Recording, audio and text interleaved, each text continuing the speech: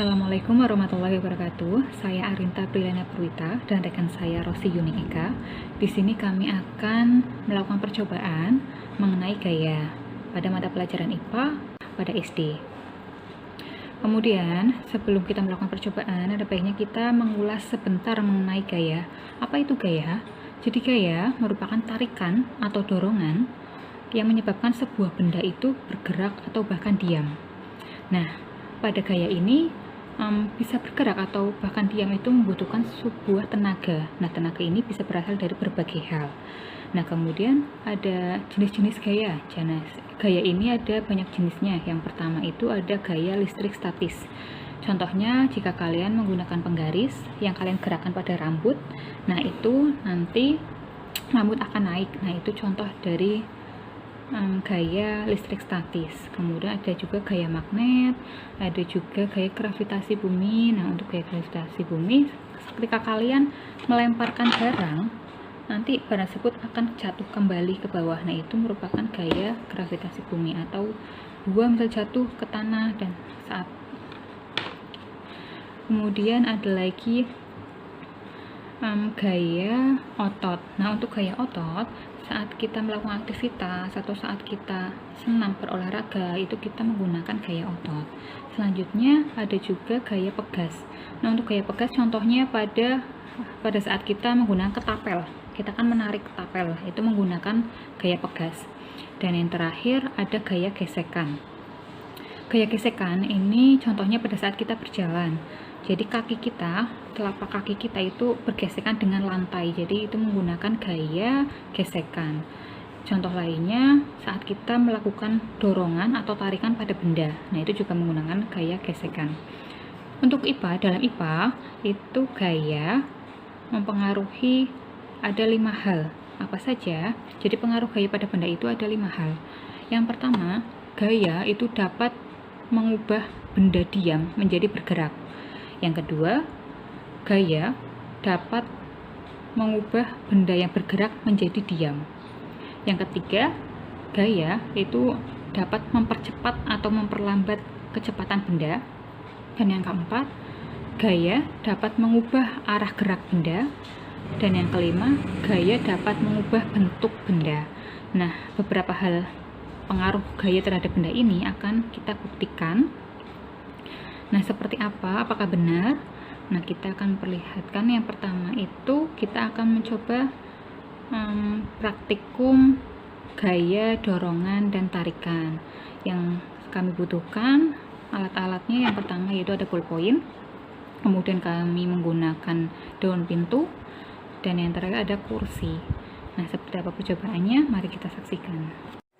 Nah, gaya dapat didefinisikan menjadi dorongan atau tarikan yang menyebabkan benda itu berpindah tempat. Nah, ini yang pertama merupakan contoh dari tarikan.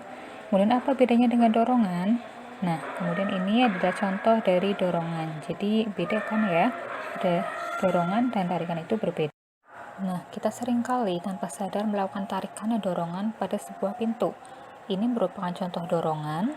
Jadi kita membuka pintu. Dan ini merupakan contoh dari tarikan, kita menutup kembali sebuah pintu. Kita akan melakukan sebuah contoh gaya tarik dan dorong. Ini merupakan gaya dorong pada ballpoint, dan ini adalah gaya tarikan pada ballpoint. Dari ketiga percobaan yang telah kami lakukan tadi, jadi ada 2 gaya yang digunakan, yaitu gaya gesek dan juga gaya otot. Untuk pada ballpoint, itu gaya geseknya ballpoint dengan meja, dan gaya ototnya pada saat saya mendorong atau menarik ballpoint ini.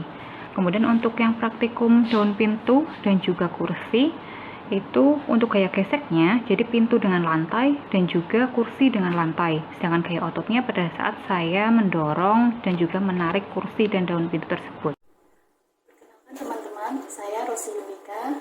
Di sini saya akan melakukan percobaan berkaitan dengan gaya. Sering tanpa disadari, aktivitas kita sehari-hari memang sering melibatkan gaya.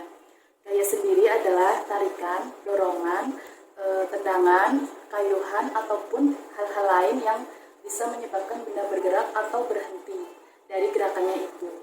Gaya yang dihasilkan oleh dorongan ataupun tarikan dapat mengakibatkan benda bergerak.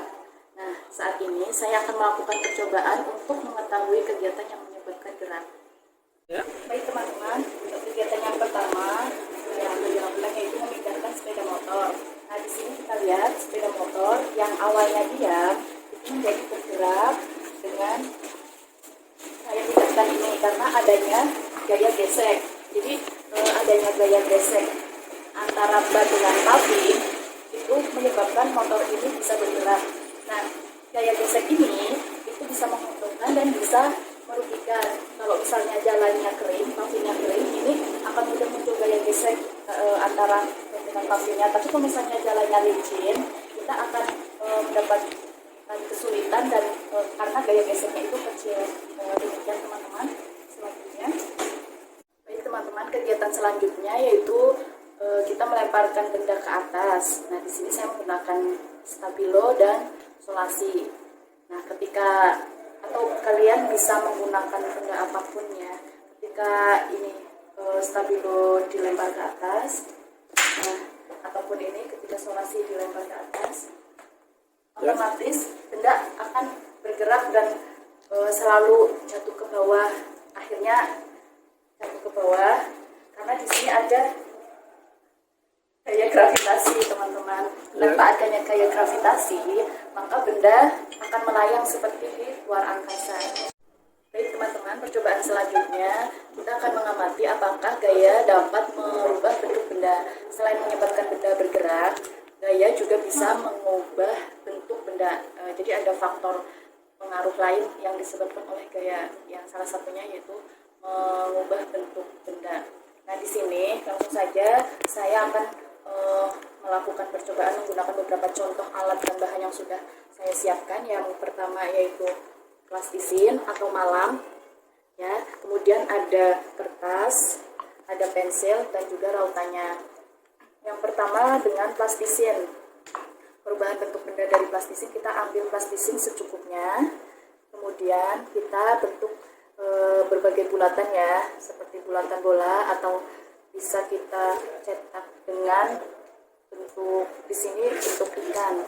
Kita plastisin dibuat bentuk ikan. Nah, dari plastisin ini setelah kita amati ada perubahan bentuk dari yang awalnya tidak beraturan, kemudian menjadi beberapa bentuk bola dan ikan. Bisa juga dengan bentuk yang lain sesuai dengan keinginan. Nah, artinya gaya yang diberikan tangan kepada plastisin ini akan membuat benda ataupun plastisin ini berubah bentuk. Sama halnya dengan pensil ya. Di sini dengan meraut pensil, kita lihat ini pensilnya tumpul ya. Kemudian kita raut. Nah, setelah diraut, kita lihat yang tadinya tumpul itu pensilnya menjadi runcing. Apalagi kalau misalnya kita tadi putarannya cepat ya, jadi pensilnya juga akan berubah menjadi runcing lebih cepat. Kemudian contoh yang lain itu dengan kertas. Dengan bahan kertas ini kita menggunakan selembar kertas, kemudian kita buat dengan misal bentuk pesawat ya, kita bikin pesawat atau bisa juga bentuk kapal. Nah, ini saya bikin bentuk pesawat. Nah, dari sini kita bisa lihat bahwa ternyata kertas itu dapat berubah bentuk, bisa bermacam-macam bentuk karena ada pengaruh gaya yang diberikan pada kertas. Demikian yang bisa disampaikan.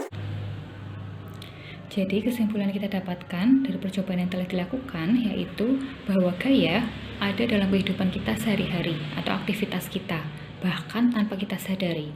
Dan gaya yang dikerjakan pada sebuah benda akan mempengaruhi benda tersebut, baik benda tersebut menjadi diam, menjadi bergerak, mengubah arah geraknya, atau benda tersebut berubah bentuk, ataupun benda tersebut menjadi mempercepat atau memperlambat. Seperti itu. Jadi untuk percobaan kali ini apabila ada kekurangan kami mohon maaf. Semoga bermanfaat. Wassalamualaikum warahmatullahi wabarakatuh.